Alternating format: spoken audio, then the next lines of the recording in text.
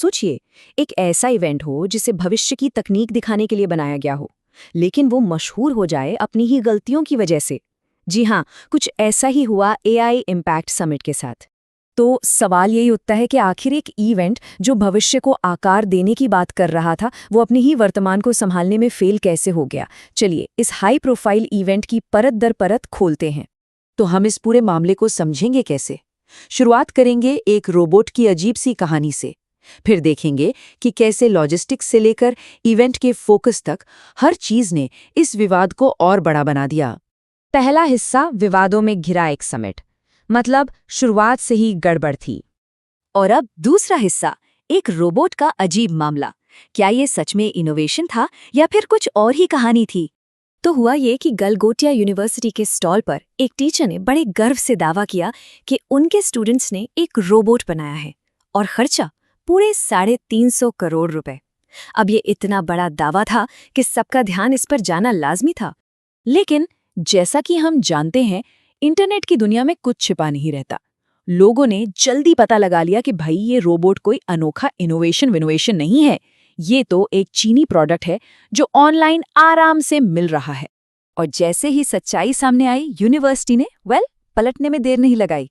उनका कहना था कि अरे ये रोबोट तो स्टूडेंट्स को मोटिवेट करने के लिए लाया गया था, उन्होंने बनाया नहीं है। कहानी में एकदम से यू टर्न आ गया। और कंफ्यूजन यहीं खत्म नहीं हुआ।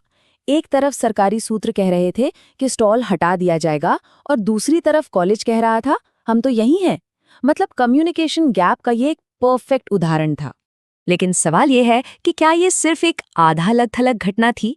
जैसा कि हम आगे देखेंगे, ये रोबोट वाला विवाद तो एक बहुत बड़ी प्रॉब्लम का बस एक छोटा सा हिस्सा था। तीसरा हिस्सा, अटेंडीज के लिए अफरा तफरी। यहाँ सुरक्षा के नाम पर जो अव्यवस्था हुई उसकी बात करते हैं।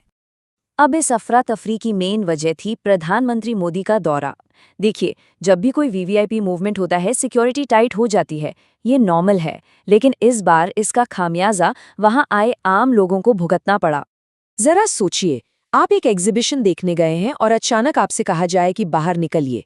हर हॉल से अंदाजा लगाइए लगभग 15,000 से 20,000 लोगों को सिक्योरिटी का हवाला देकर बाहर कर दिया गया।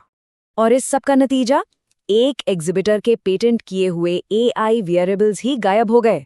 हाँ, सोशल मीडिया पर हंगामा होने के बाद वो मिल तो गए, लेकिन ये घटना मैनेजमेंट की एक बहुत बड़ी लापरवाही को साफ साफ दिखाती है। चौथा हिस्सा, बुनियादी लॉजिस्टिकल गलतियां, मतलब छोटी छोटी लेकिन बहुत बड़ी गलतियां। देखिए, परेशानियां सिर्फ सिक्योरिटी तक ही सीमित नहीं थीं। कई रिपोर्ट्स आईं कि जगह जगह खाना खत्म हो गया। पेमेंट सिस्टम में तो अलग ही कंफ्यूजन था। कहीं पर सिर्फ कैश ले रहे थे तो कहीं पर सिर्फ यूपीआई, कोई सिस्टम ही नहीं था। और ये सोचना जरूरी है कि ये सिर्फ एक घरेलू इवेंट नहीं था, यहाँ विदेशी मेहमान भी थे। जब हम विकसित भारत 2047 जैसे बड़े सपने की बात करते हैं, तो इस तरह की अव्यवस्था हमारी ग्लोबल इमेज पर सीधा सीधा बुरा असर डालती है। पांचवां और आखिरी हिस्सा, समिट का गलत फोकस। यहाँ इवेंट की थीम पर ही सवाल उठ गए।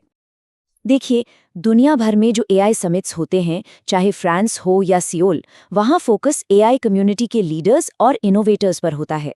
लेकिन भारत में हुए समिट की आलोचना इसलिए हुई क्योंकि लोगों को लगा कि इसका फोकस एआई से ज्यादा एक ही राजनीतिक शख्सियत पर था।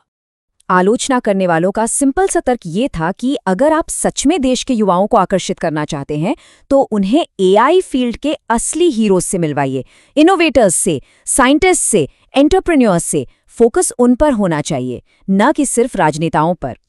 तो आखिर में सवाल यही बचता है, जब कोई इवेंट विश्व मंच पर एक देश का प्रतिनिधित्व करता है, तो उसे गलत करने की असली कीमत क्या होती है?